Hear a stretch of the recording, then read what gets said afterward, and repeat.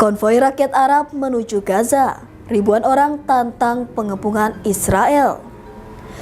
Tank Israel rusak, perang di Gaza mandek, kekuatan militer IDF mulai runtuh, gagal serang pangkalan Rusia, rencana drone Ukraina dibongkar Rosvardia.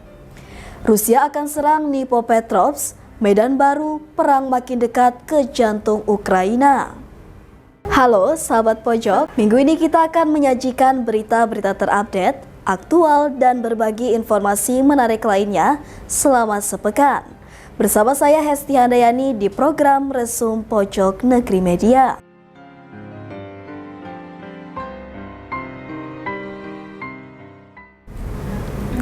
Lebih dari 1.000 orang dari berbagai negara Arab sedang melakukan perjalanan darat panjang menuju jalur Gaza.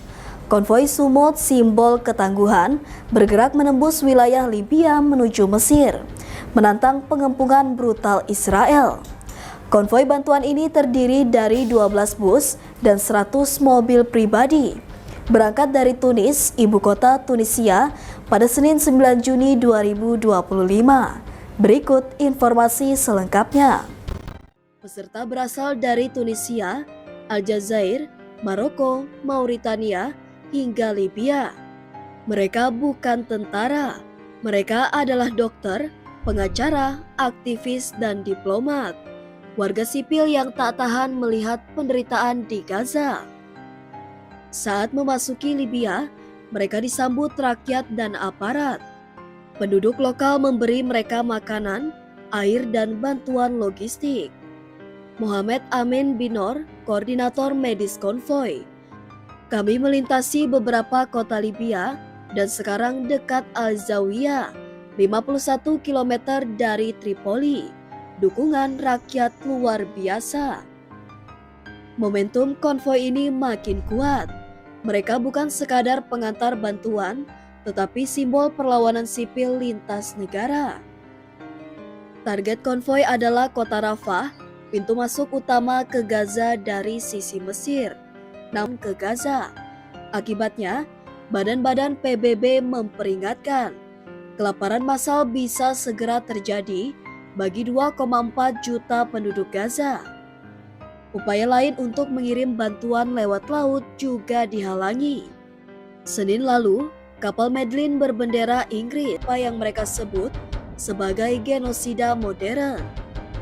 Pertanyaannya, akankah tekanan dari rakyat dunia memaksa Israel dan Mesir membuka jalur bantuan, atau justru dibungkam seperti sebelumnya? Konvoi Sumut bukan hanya perjalanan kemanusiaan, tapi juga perjalanan sipil lintas negara terhadap kekejaman yang didiamkan dunia. Apakah mereka akan berhasil menembus blokade, ataukah dunia akan kembali menyaksikan kekejaman tanpa bertindak?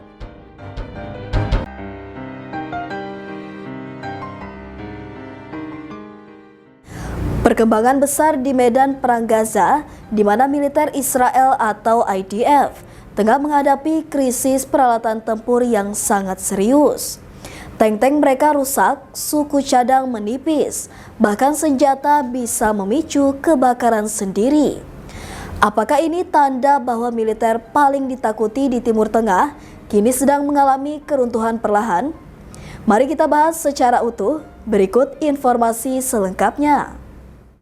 Pada Jumat 6 Juni 2025, media Israel mengungkap kondisi mengejutkan di tubuh militer mereka. Harian Ma'arif mengutip langsung tentara, komandan, hingga perwira senior IDF.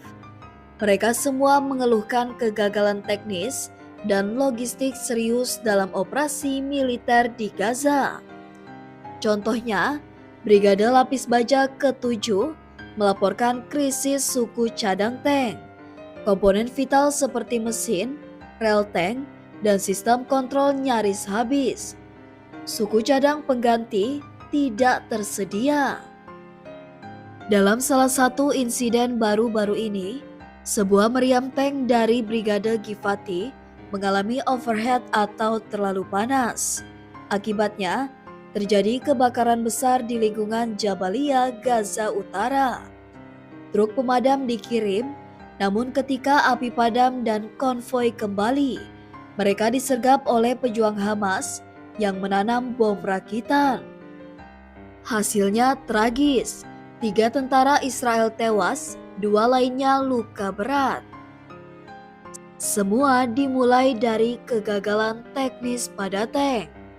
Ini bukan hanya masalah alat, tapi menyangkut nyawa tentara. Seorang perwira senior IDF mengatakan, "Kami telah berperang hampir 2 tahun, dari Gaza ke Libanon, lalu Suriah dan kembali lagi ke Gaza. Peralatan kami semakin menua dan tidak ada waktu untuk perawatan." Artinya, Israel tidak siap untuk perang berkepanjangan. Tank, kendaraan lapis baja, artileri, semuanya digunakan terus-menerus tanpa perawatan layak. Ini bukan hanya masalah Brigade 7. Menurut Ma'rif, semua unit tempur reguler IDF, divisi lapis baja, artileri hingga infanteri terkena dampaknya. Lalu, bagaimana mungkin negara sekuat Israel mengalami hal ini? Ada 2 alasan utama. Durasi perang yang tak terkendali. Sejak Oktober 2023, Israel terus menggempur Gaza, sambil juga menghadapi front Lebanon dan ancaman dari Iran. Stok suku cadang menipis. Stok militer tidak pernah dirancang untuk perang 2 tahun non-stop. Setiap komponen tempur punya usia pakai. Saat ini, IDF mulai menembus batas usia itu. Apa dampaknya? Moral tentara mulai goyah, efektivitas pertempuran terganggu, dan paling berbahaya, Hamas dan kelompok lain mencium kelemahan ini. Dalam konflik seperti ini, kelelahan logistik bisa jadi senjata yang paling mematikan. Tank yang tidak bisa menembak sama dengan target empuk. Israel saat ini juga terisolasi secara politik. ICC mengeluarkan surat perintah penangkapan untuk PM Benjamin Netanyahu dan mantan Menhan Yoav Gallant atas kejahatan perang. ICJ mengadili Israel atas dugaan genosida di Gaza. Dengan tekanan luar biasa di luar negeri dan peralatan militer yang makin ringkih di dalam negeri, apakah ini fase awal keruntuhan kekuatan militer Israel? Sementara peralatan tempur Israel makin rusak, Gaza mengalami kehancuran kemanusiaan yang luar biasa. Hampir 54.700 warga Palestina tewas. Mayoritas adalah wanita dan anak-anak. Lebih dari 2 juta orang kini terancam kelaparan. Badan-badan kemanusiaan internasional terus memperingatkan, namun gencatan senjata belum tercapai. Sejak berdirinya Israel, militer adalah simbol kekuatan dan kebanggaan nasional. Tapi kini, krisis teknis dan logistik menggerogoti jantung kekuatan itu dari dalam. Tank tidak bisa bergerak, meriam rusak, dan senjata menyebabkan kecelakaan tragis. Apakah ini sinyal bahwa mesin perang Israel sudah kelelahan?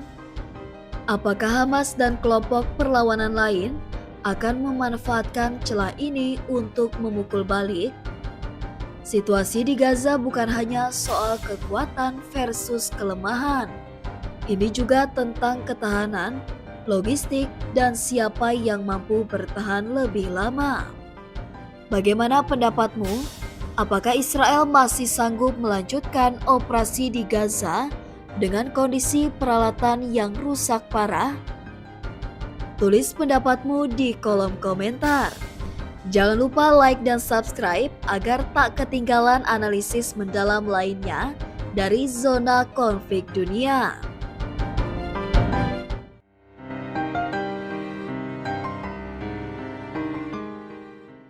Dalam dunia peperangan modern, pesawat nirawak alias drone telah menjadi senjata mematikan, cepat, sulit dideteksi dan sangat efektif untuk menghancurkan target dari jarak jauh. Tapi baru-baru ini, Rusia mengklaim telah berhasil menggagalkan salah satu serangan drone paling serius terhadap pangkalan militernya di wilayah Ryazan. Apa sebenarnya yang terjadi? Siapa pelakunya? Dan mengapa misi ini gagal total? Yuk kita bongkar semua faktanya dalam video kali ini. Berikut informasi selengkapnya. Garda Nasional Rusia atau yang dikenal sebagai Rosgvardia melaporkan bahwa mereka berhasil mencegah sebuah serangan drone yang ditujukan ke fasilitas militer sensitif di wilayah Ryazan. Serangan ini bukan sekedar isapan jempol. Dalam proses penggagalan, seorang tersangka tewas dalam baku tembak dengan pasukan Rosgvardia. Menurut keterangan resmi, petugas menggunakan perangkat pengawasan teknis canggih untuk mengidentifikasi gerak-gerik mencurigakan dari seorang pria. Pria tersebut diduga tengah bersiap melancarkan serangan teroris menggunakan drone bersenjata. Saat hendak ditangkap, pria tersebut justru melawan. Ia diketahui membawa senjata api modifikasi, sebuah pistol peluru karet yang telah diubah agar bisa menembakkan peluru tajam. Baku tembak pun tak terelakkan dan sang pelaku akhirnya tewas di tempat. Dari lokasi kejadian, tim penjinak bom Rosgvardia menemukan 2 unit drone, tapi ini bukan drone biasa. Keduanya dilengkapi dengan granat anti-tank berdaya ledak tinggi, dirancang untuk menembus target lapis baja. Artinya, serangan ini benar-benar dirancang untuk menghancurkan fasilitas militer atau bahkan kendaraan berat. Yang lebih mengejutkan, kedua drone ini juga sudah diprogram untuk dikendalikan dari jarak jauh, menandakan bahwa operasi ini disiapkan dengan sangat matang. Ini bukan pertama kalinya wilayah Ryazan menjadi target. Beberapa bulan sebelumnya, tepatnya Januari lalu, Ukraina disebut telah meluncurkan serangan drone yang menargetkan kilang minyak, salah satu yang terbesar di Rusia, serta pembangkit listrik termal. Akibatnya terjadi kebakaran besar dan kerusakan parah. Sejak saat itu, wilayah ini semakin diperketat dan serangan demi serangan terus diantisipasi. Tapi upaya Kiev tampaknya belum berhenti. Dalam beberapa pekan terakhir, Ukraina meningkatkan intensitas serangan drone, bahkan menyerang jembatan kereta api di Rusia. Serangan itu tidak hanya menghancurkan infrastruktur, tapi juga menewaskan sedikitnya 7 orang dan melukai lebih dari 120 lainnya. Ukraina juga disebut melakukan serangan udara terkoordinasi terhadap sejumlah pangkalan udara Rusia, termasuk yang menyimpan pembom jarak jauh berkemampuan nuklir. Untungnya, bagi Moskow, sebagian besar drone berhasil dicegat dan hanya menyebabkan kerusakan ringan. Serangan yang terus meningkat ini terjadi hanya sehari sebelum Rusia dan Ukraina dijadwalkan melakukan perundingan damai di Istanbul. Banyak pihak menilai bahwa eskalasi serangan justru merusak momentum diplomasi. Pejabat Rusia pun mengecam keras tindakan Kiev, menyebutnya sebagai sabotase terhadap upaya perdamaian. Dan benar saja, hari Jumat setelah insiden, militer Rusia langsung membalas dengan serangan udara besar-besaran terhadap fasilitas industri pertahanan Ukraina menggunakan drone dan senjata berpemandu presisi.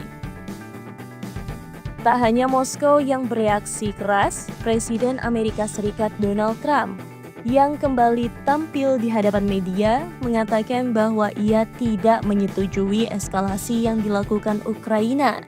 Menurut Trump, serangan-serangan itu justru memberikan alasan kepada Presiden Vladimir Putin untuk masuk dan mengebom mereka habis-habisan. Komentar ini memicu kontroversi baru. Di satu sisi, pernyataan Trump seolah menyalahkan Ukraina, Sementara di sisi lain, komunitas internasional sedang berupaya keras menengahi konflik ini agar tidak semakin memburuk. Kegagalan serangan drone terbaru ini menjadi pesan penting, baik bagi Ukraina maupun Rusia. Bagi Rusia, ini adalah bukti efektivitas intelijen dan sistem pertahanan internal mereka. Tapi bagi Ukraina, ini bisa berarti satu hal, strategi drone kini harus lebih canggih atau akan mudah dipatahkan. Yang jelas, peperangan modern sudah tak lagi mengandalkan tank dan rudal saja. Drone kini menjadi pemain utama di medan perang, dan kegagalan seperti ini bisa menjadi titik balik, baik ke arah diplomasi atau eskalasi yang lebih mematikan.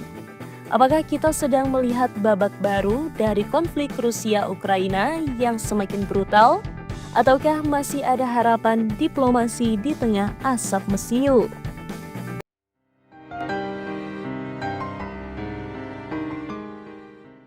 Setelah 3 tahun invasi, medan pertempuran berubah drastis. Kini, Rusia mengumumkan wilayah industri Dnipropetrovsk adalah target berikutnya. Dnipro, kota besar yang selama ini relatif aman, kini terancam menjadi garis depan.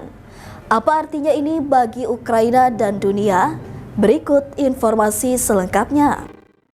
Minggu, 8 Juni 2025, Kementerian Pertahanan Rusia menyatakan pasukan tank mereka telah mencapai perbatasan barat Donetsk dan mulai bergerak masuk ke wilayah Dnipropetrovsk.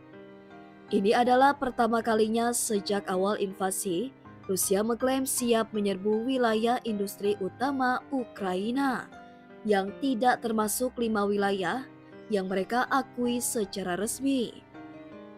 Wilayah ini adalah jantung industri dan pertambangan Ukraina, dengan populasi sebelum perang sekitar 3 juta orang. Ibu kotanya, Dnipro, dihuni oleh lebih dari 1 juta warga dan merupakan pusat industri pertahanan, produksi aeronautika, sistem logistik militer Ukraina. Jika wilayah ini jatuh, dampaknya sangat besar. Bukan hanya secara militer, tapi juga ekonomi dan moral nasional Ukraina. Militer Ukraina mengatakan kepada AFP, medan di Dnipropetrovsk cenderung datar dan terbuka. Berbeda dengan wilayah hutan atau desa yang selama ini digunakan sebagai perlindungan alami. Dengan begitu, pasukan Rusia bisa bergerak lebih cepat dan lebih efisien, terutama dengan kekuatan tank dan artileri mereka. Serangan ini datang di tengah kebuntuan diplomatik. Dalam pertemuan di Istanbul pekan lalu, Rusia menuntut Ukraina menarik semua pasukan dari garis depan, menghentikan total bantuan militer dari barat, menolak bergabung dengan NATO, mengakui Donetsk, Lugansk, Kherson, dan Zaporizhia sebagai bagian dari Rusia. Tentu saja, Kiev menolak mentah-mentah tuntutan ini. Sebaliknya, Ukraina bersama negara-negara Eropa dan bahkan Presiden AS Donald Trump mengusulkan gencatan senjata tanpa syarat. Rusia menolak. Bukan hanya serangan darat, Dnipro juga sudah lama menjadi sasaran uji coba rudal eksperimental Rusia seperti Oresnik.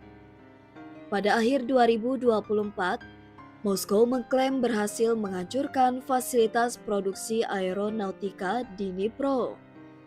Artinya, serangan ke wilayah ini sudah direncanakan sejak lama dan bisa jadi hanya menunggu waktu untuk menjadi besar-besaran. Hingga kini, Kiev belum memberikan tanggapan resmi atas klaim Rusia soal perluasan invasi ini. Namun laporan lokal menyebut, 1 warga sipil tewas akibat serangan udara di sebuah desa dekat garis depan Dnipropetrovsk pada hari yang sama. Ini pertanda serangan sudah dimulai, meski belum diumumkan secara terang-terangan. Jika Rusia benar-benar menggempur Dnipropetrovsk, Ukraina harus memindahkan fokus pasukan ke medan yang lebih luas. jalur logistik NATO dan AS ke Ukraina bisa terganggu. Dunia harus bersiap menghadapi eskalasi konflik yang makin tidak terkendali. Zelensky pun kembali menyerukan penguatan di front timur. Perluasan invasi Rusia ke Dnipropetrovsk bukan sekadar manuver militer. Ini adalah pesan Putin belum selesai dan dia siap memperpanjang perang apapun harganya. Itu tadi berita terhangat selama sepekan ini. Nantikan berita lainnya di web kami di pojoknegeri.com dan di channel YouTube Pojok Negeri Media. Jangan lupa untuk komen, like, dan subscribe channel kami. Kami undur diri, sampai jumpa di Resum pekan depan.